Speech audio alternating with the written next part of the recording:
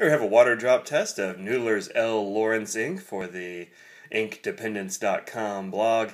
This is a really interesting ink, and I'm a bit split about it. It kind of looks like motor oil, as somebody pointed out. I think it might have been Brian Goulet at one point. It just kind of has this weird, like, black-green color. It's maybe a little gold in there. It's a beautiful ink. The problem with it for me is that sometimes I use a lot of fountain pens, obviously, and sometimes I don't use a fountain pen for a couple of days. And when you come back to it, it can be hard to get started.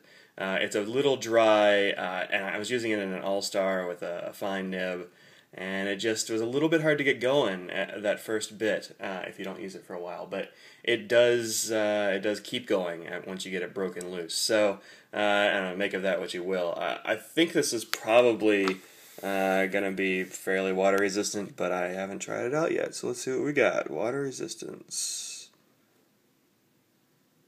There we go.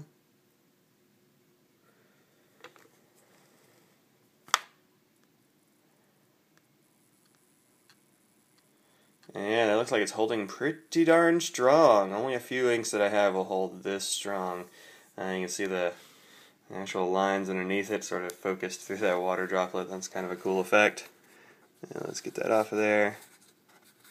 And yeah, no smearing, no appreciable loss in ink. You'll see a little bit on here is a little bit of a, I don't know, a little bit of a smear of something, but not much. This ink is pretty good. It doesn't feather, it doesn't spread. I haven't really seen it bleed on anything. I mean, anything at all. I've used this in composition notebooks, like really crappy paper. This stuff is good, but it does dry very quickly on the nib. So, you know, this is one I recommend for sure, but use it in something that writes a little bit wet. So, there you are, Noodler's L. Lawrence.